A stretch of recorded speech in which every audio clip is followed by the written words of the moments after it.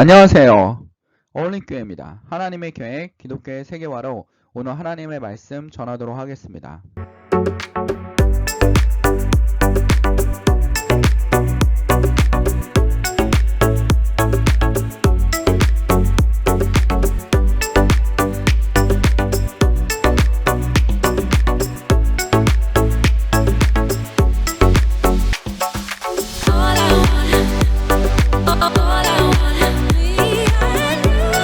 자, 우리는 사도 바울을 들어본 적이 있습니다. 이 사도 바울 어떤 사람입니까? 굉장히 열정이 가득했던 사람입니다. 열정도 가득하고 우리 성경의 대부분을 기록한 사람 중에 한 사람입니다. 성경의 이 기록을 통해서 로마서나 갈라디아서의 기록을 통해서 하나님께서 우리에게 바라시는 것과 하나님의 복음을 이해할 수 있도록 정말 굉장히 많은 노력을 했던 사람이 바로 사도 바울입니다. 그러나 여러분, 사도 바울의 과거를 한번 보도록 합시다. 이 사람 과거 어땠습니까? 과거에 유대인이었습니다. 철저한 유대인이었습니다. 율법주의자입니다. 율법학자입니다. 바리새인입니다. 예수라는 사람이 용납이 되지 않았던 사람입니다. 예수를 믿는 사람들을 어느 사람보다 적극적으로 핍박하고 감옥에 가두는 사람이 누구였습니까? 사도 바울이었습니다.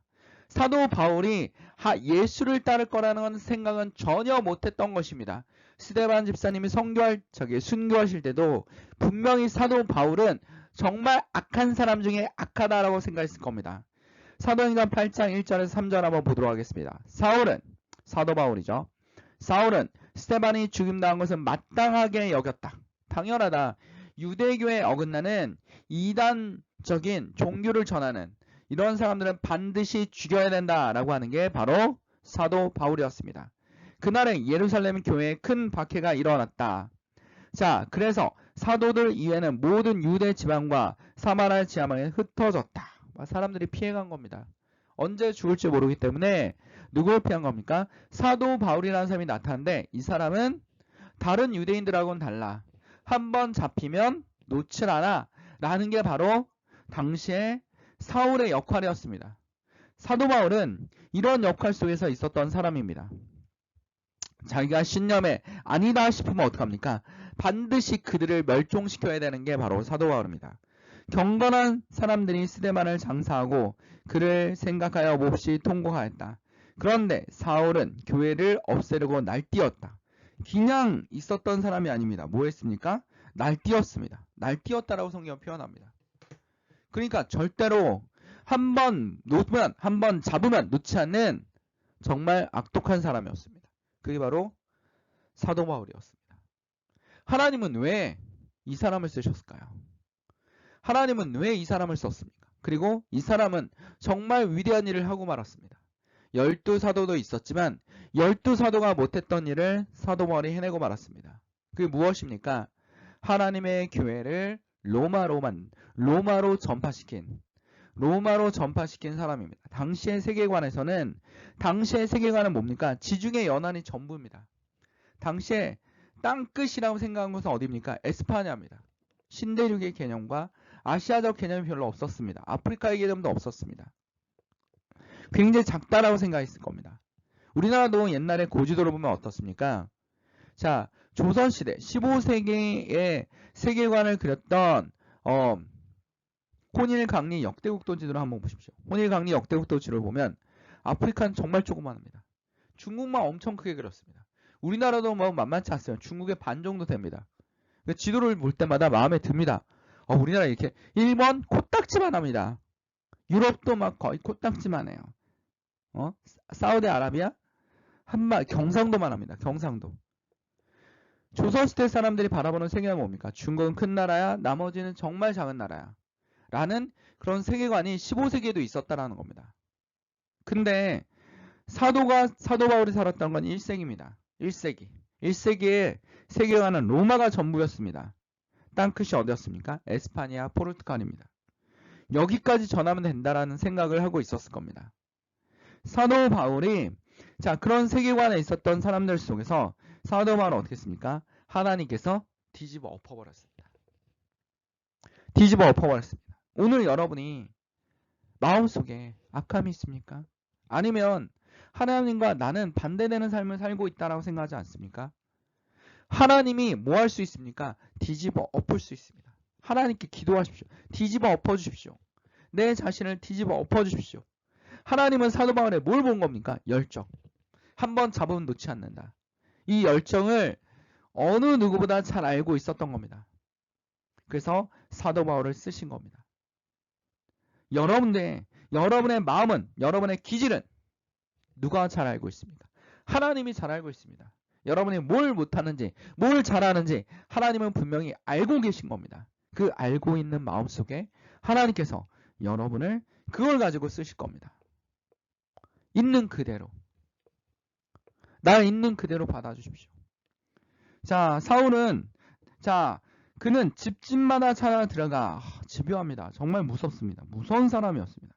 남자나 여자나 가리지 않고 끌어내서 감옥에 넘겼다. 뭐 봐주는 게 없습니다. 무조건 다 예수를 믿는 사람은 다 죽이고 감옥에 넣어야 돼라고 생각하는 게 바로 사도 바울입니다. 근데 사도 바울의 열정은 여기서 끝나지 않습니다.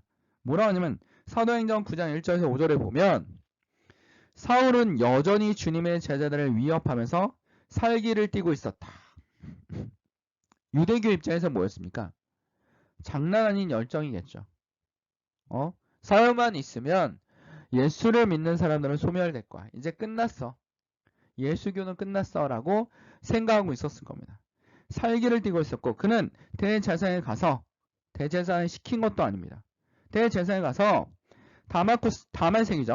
다마스쿠스에 있는 여러 회당에 보낸 편지를 써달라고 하였다. 써주십시오. 그 도를 믿는 사람들이 거기도 있습니다. 사람은 남자 여자를 가리지 않고 닥치는 대로 묶어서 예루살렘에 끌고 오려는 것입니다. 아예 예수교의 멸종을 보여드리겠습니다. 라고 했던 사람이 사도 바울입니다. 여기서 알 수 있는 건 뭡니까? 사도 바울의 열정입니다. 하나님은 예수를 비판한다는 걸 보지 않고 뭘 보았습니까? 열정을 보았습니다. 열정을 보았습니다. 가말리아 문화 출신이고 다음 세대의 유대교의 지도자고 거기다 뭡니까? 또 얘는 굉장히 좋은 집안에 태어났고 로마 시민권을 가지고 있는 당시에 로마 시민권을 가지고 있는 완전히 엘리트 집안입니다. 지금은 미국의 유명한 대학을 나오고 미국의 뭡니까? 자, 미국에서 뭐 했습니까? 미국 시민권을 가지고 있고 다음 세대의 지도자가 될 수 있는 그런 가문에서 태어난 사람이 바로 누굽니까? 사도 바울입니다. 앞이 창창한 남자였습니다. 유대인 중에 유대인의 엘리트였습니다. 이 사람은 어떡합니까? 예수교를 말살해야 우리 민족이 한마음 한뜻이 될 거고 그다음 뭡니까? 뭐 할 거다? 바로 안정될 것이다 라고 생각했었을 겁니다.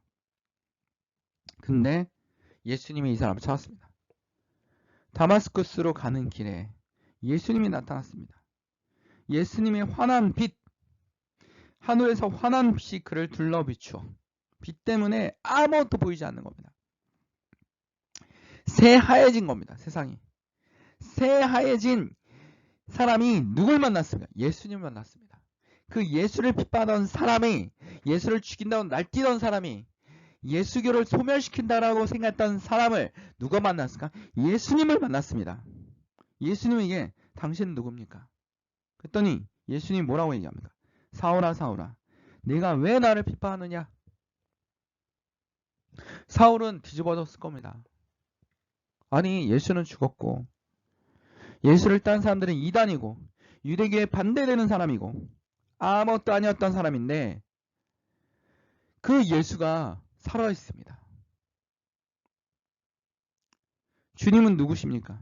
나는 네가 핍박하는 예수다. 나는 네가 핍박하는 예수다. 여러분 어두움 가운데 있습니까? 누굴 만나야 됩니까? 예수를 만나야 됩니다. 나의 모든 죄악들을 내려놓고 내가 세상에서 나하고 교회는 다닌다고 부모님 때문에 억지로 교회를 다닌다고 생각했지만 어떡합니까? 다 내려놓고 누굴 만나야 됩니까? 예수를 만나야 됩니다. 예수를 만난 것이 사도 바울에게 뭡니까? 인생의 완전한 전환점을 만들었습니다. 터닝 포인트를 만들었습니다. 사도 바울의 터닝 포인트가 뭐냐? 예수교를 소멸시킨다라는 그 1년 만에 살았던 율법 학자였던 바리새인이었던 로마의 신이었던 사도 바울은 어떡합니까? 완전히 뒤집어 엎어집니다. 예수를 만나고 실명했습니다. 눈이 보이지 않습니다. 눈이 보이지 않습니다. 예수님께서 왜 눈을 보이지 않게 했을까요? 네 목적을 멈추라는 겁니다. 네 악행을 멈추라는 겁니다. 그리고 네가 변화되면 눈을 뜨게 하겠다는 겁니다. 하나님은 누가 필요하셨습니까? 사도 바울이 필요했습니다. 사도 바울이 필요합니다. 사도 바울이 아니래도 하나님은 하실 수 있습니다. 예수님의 그리스도교를 세계화시키는데 할 수 있었을 겁니다. 모든 학자들이 대부분 이거에 대해서 부인하지 않습니다. 기독교가 세계화가 될 수 있었던 이유는, 기독교가 로마로 전파될 수 있었던 이유는 사도 바울과 또 하나의 억적자 누굽니까? 콘스탄티누스 대제 때문이다. 로마의 황제 콘스탄티누스, 로마의 몇몇 안 되는 유명한 황제들 중에 한 명입니다. 그렇죠? 그렇지 않습니까? 콘스탄티누스 황제, 옥타비아누스 황제, 그 다음에 아우렐리우스 황제, 데오도시우스 황제, 뭐 이런 사람들 굉장히 유명하지 않습니까? 그 유명한 황제 중에 한 명과 사도 바울이 없었으면 예수교는, 그리스도교는 세계화되지 못했다라는 겁니다. 하나님은 어둠에 있는 당신을 쓰실 수 있습니다. 하나님은 아무것도 아닌 당신을 쓰실 수 있습니다.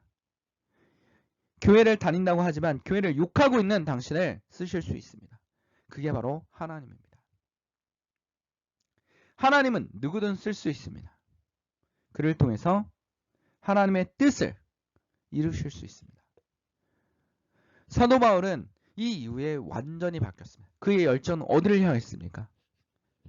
예수교를, 그리스도교를 세계화시키는데, 그 열정, 이거를 방해하는 것은 아무것도 소용이 없다라는 겁니다. 그 다음부터 사도 바울은 돌에 맞던지, 뭐 감옥에 갇히던지, 죽인다고 협박하던지, 아무리 무슨 짓을 하더라도 사도 바울은 변화가 없습니다. 그게 바로 사도 바울입니다. 예수를 로마로 전파시키고 모든 교회들, 지금의 여러분 터키 지역, 여기가 갈라디아 지방 아닙니까? 터키 지역에 많은 교회를 세우고 로마에 많은 교회를 세우고 에베소 지역에도 교회를 세우는 사도 바울의 끝없는 열정, 멈추지 않는 열정. 어떠하든 뭐합니까? 그리스도교를 세계화시키겠다. 로마를 그리스도교화시키겠다 라면서 끝없이 움직이는 열정. 거기에다가 끝없는 기록, 나의 기록들이, 초대교회 기록들이, 초대교회의 문제점들이 오늘날의 교회도 나타날 수 있기 때문에, 앞으로 미래의 교회도 나타날 수 있기 때문에 기록했습니다. 그리고 이것이 복음이다 라고 명확하게 얘기하고 있었습니다. 그게 사도 바울입니다. 하나님이 사도 바울을 쓰신 건 뭡니까? 그의 열정, 그의 끝없는 열정, 흔들리지 않는 추진력, 이게 바로 사도 바울을 쓴 이유입니다. 그리고 그는 거대한 업적을 만들었습니다. 그리스도교를 로마의 교회를 세계로 전파시키는 하나님의 세계사 속에서의 역사는 어마어마하십니다. 정말 놀랍습니다. 자, 갈라디아서 1장 1절에서 10절을 보도록 하겠습니다. 갈라디아서는 여러분 무슨 서입니까? 로마의 핵심 서 중에 하나입니다. 로마서가 가장 핵심이라면 로마서의 요약본이 뭡니까? 갈라디아서입니다. 복음이 무엇이냐? 라고 계속 얘기하고 있습니다.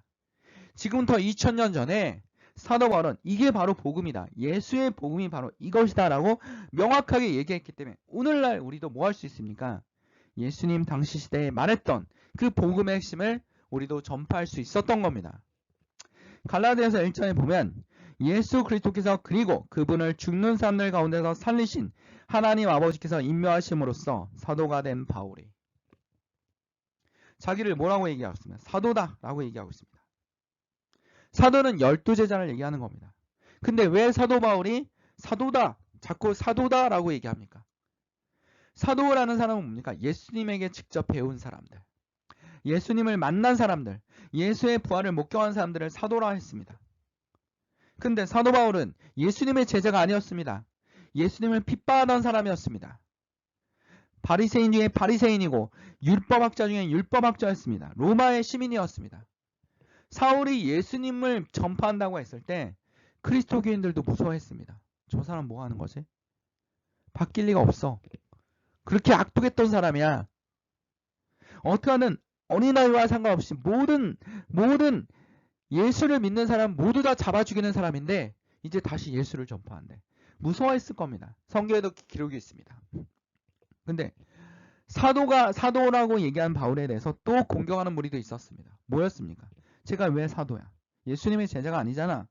근데 사도 바울은 명확하게 합니다. 나는 예수님을 만났고 예수님의 부활을 목격했습니다. 부활한 이후에 예수님을 보지 않았습니까? 예수님의 음성을 듣지 않았습니까? 예수님 뭐라 했어요? 나는 네가 핍박하는 예수다라고 명확하게 얘기하고 있지 않습니까? 그게 바로 사도 바울입니다. 로마서, 갈라디아서를 기록한 이 사도 바울. 여기서 복음을 명확하게 얘기해주고 있습니다.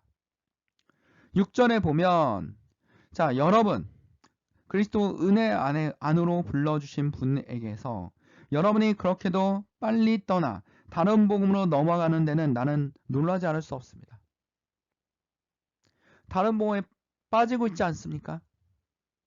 사도는 잘못된 복음에 대해서 명확하게 지적하고 있습니다. 교회 안에 잘못된 복음들이 전파되면 그걸 명확하게 지적하고 있다는 겁니다. 교회는 뭐 하시는 것입니까? 예배당은 뭐 하는 것입니까? 하나님께 예배하는 곳입니다. 잘못된 걸 설파하고 있는 목사들도 많지 않습니까? 교회의 적은 이단보다 더 무서운 게 뭡니까? 교회 안에서 잘못된 가르침을 하는 겁니다. 이게 더 무섭습니다. 여러분. 사도 바울은 얘기하지 않았습니다. 다른 복음. 사도 바울의 가장 큰 선택은 무엇이었습니까? 유대교만 믿는 것이 아니라 헬라인과 로마인들도 모든 사람들이 예수를 믿으면 구원을 받을 수 있다는 겁니다. 아브라함의 징표인 할례를 받아야 됩니까? 아닙니다. 뭐라고 얘기합니까? 사도 바울은 그럴 필요 없다라고 얘기합니다. 유대인들의 문화를 따라할 필요는 없다. 너희들의 문화지만 예수의 복음은 반드시 믿어야 한다. 예수가 복음이다. 의가 무엇입니까? 라고 묻는다면 사도 바울은 얘기합니다. 의라는 것은 바로 예수다라고 얘기할 겁니다. 하나님의 의, 그게 바로 누굽니까? 예수입니다. 우리가 예수를 만남으로써 어떻게 됩니까? 구원을 받을 수 있습니다. 예수가 바로 복음입니다. 예수를 통해서만이 우리가 하나님 마음에 선한 마음을 가질 수 있습니다. 예수를 통해서 여러분이 어떻게 합니까? 변화를 받을 수 있습니다. 완전히 뒤집어 엎어질 수도 있습니다. 그게 바로 예수의 능력입니다. 예수님은 여러분의 문제를 알고 계십니다. 예수님은 여러분의 문제점을 하나하나 알고 있습니까? 여러분은 뭐 해야 되겠습니까? 그 문제를 예수님 앞에 내려놓고 기도해야 됩니다. 초대교회 있던 갈라디아 지방에 있던 교회들도 어땠습니까? 율법을 지켜야 되는데 율법을 지켜야 되는 게 예수교의 목적이래. 할례를 해야 되는데 할례를 하는 게 예수교의 목적이래. 이런 잘못된 복음들이 전파되고 있었다는 겁니다. 어떻게 그렇게 가르쳤는데 여러분 그렇게 쉽게 빠지십니까? 쉽게 예수를 믿는 사람들이 오히려 쉽게 빠진다는 것을 이단들은 알고 있습니다. 영적으로 강해져야 합니다. 하나님께 기도하고 있어야 됩니다. 깨어 있어야 됩니다. 이 마귀들은 우는 사자와 같이 삼킬차를 찾나니 다른 복음을 전하고 있는 사람들이 있습니다. 다른 복음은 뭐합니까? 정치하고 있습니다. 목사님들이. 무당도 괜찮답니다. 무조건 지금 우리에게 닿지도 않는 공산주의 노릇을 하고 있습니다. 이것이 잘된 것입니까? 잘못된 것입니다. 하나님의 복음은 오로지 예수주의입니다. 예수주의.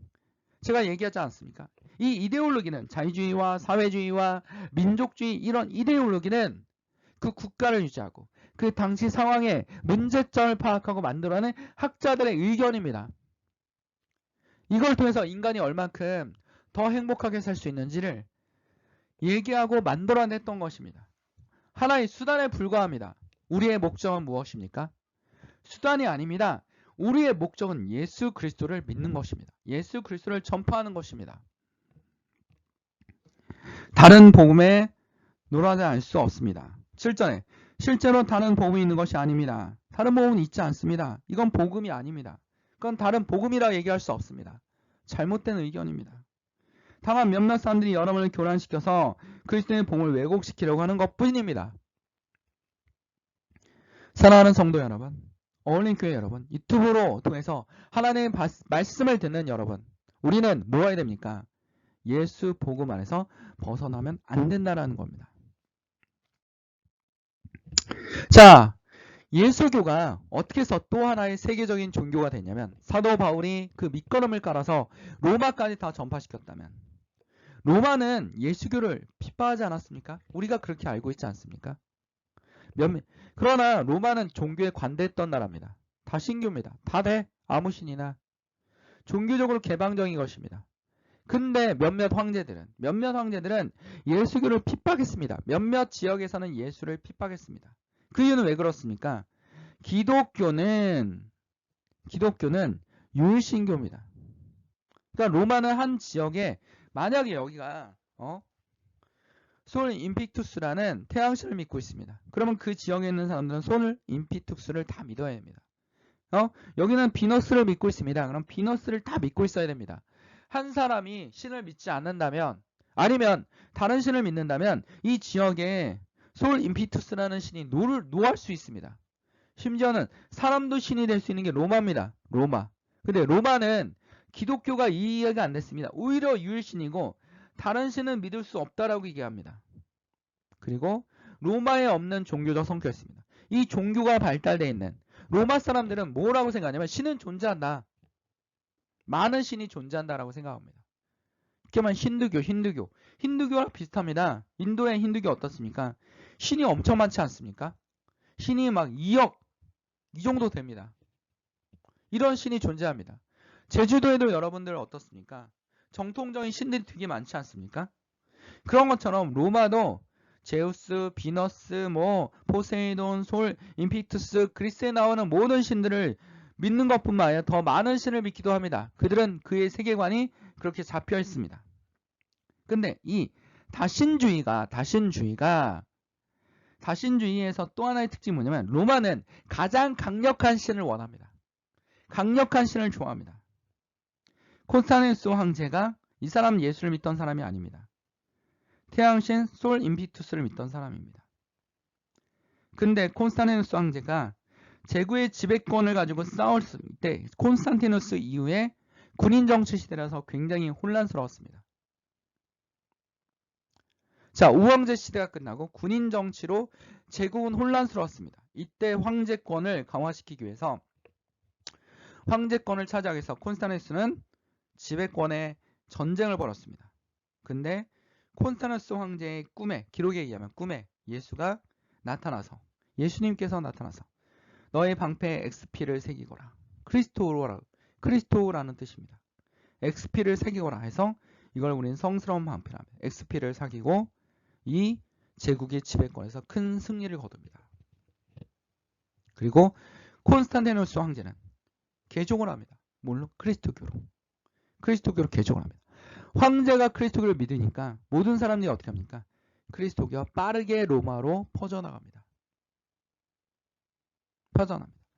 그 전까지는 이렇게 얘기했습니다. 그리스도는 예수가 죽었고 예수님의 12제자가 죽어가고 있고 그리고 사도 바울이 죽으면 그리스도교는 소멸될 것이다 라고 했지만 하나님은 여기서 멈추지 않습니다.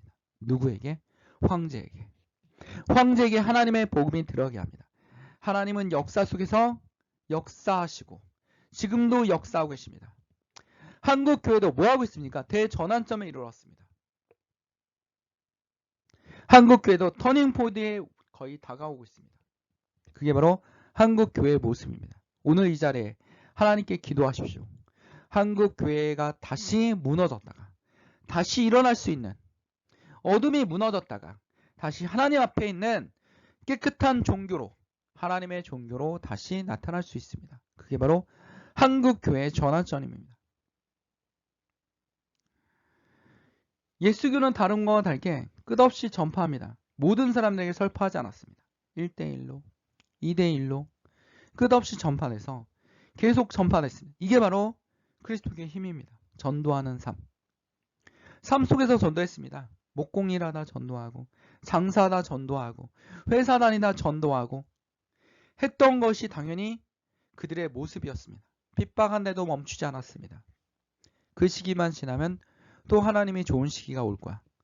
누가 로마가 사도 바울이 죽을 때만 하더라도 네로 황제 때만 하더라도 우린 모두 다 죽을 거야 라고 생각했고 이 종교는 사도 바울이 없으면 없어질 거야 라고 생각했을 겁니다.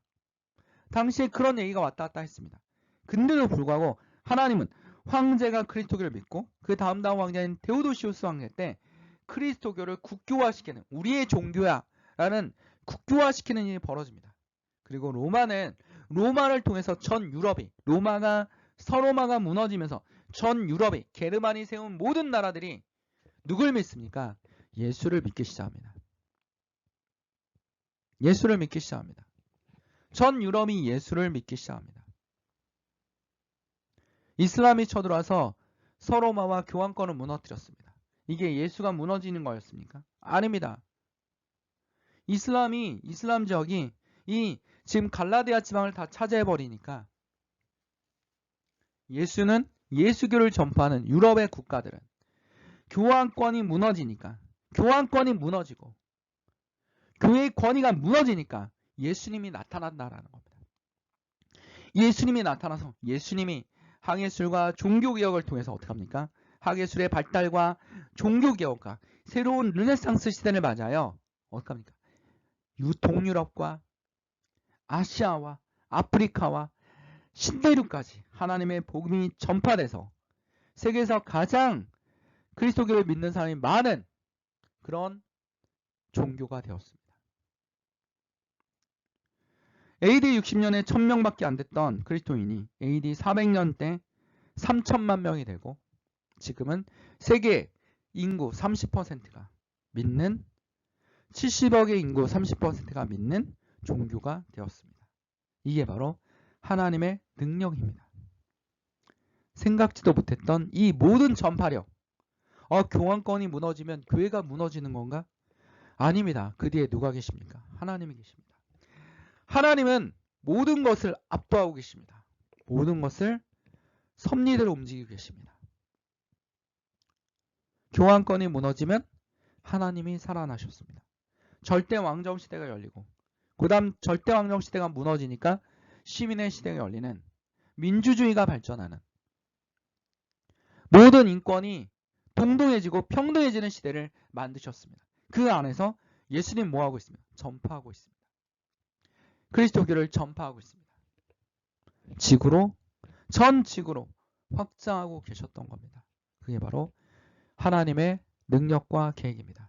우리는 하나님의 사용받는, 하나님의 사랑받는, 그리고 하나님의 쓰임받는 사람들입니다. 하나님의 역사하심을 통하여 우리가 하나님 앞에 쓰임받는 그런 사람들이 될 수 있도록, 주의 성도들이 될 수 있도록 주님께 기도하셔야 됩니다. 우리는 어떤 사람이 되어야 됩니까? 갈라디아서 1장 10절에 보면 내가 지금 사람들의 마음을 기쁘게 하라고 하고 있습니까? 자, 여러분 사람들을 바라보면서 교회 나오고 있지 않습니까? 사람들의 마음을 보면서 교회 나오고 있지 않습니까?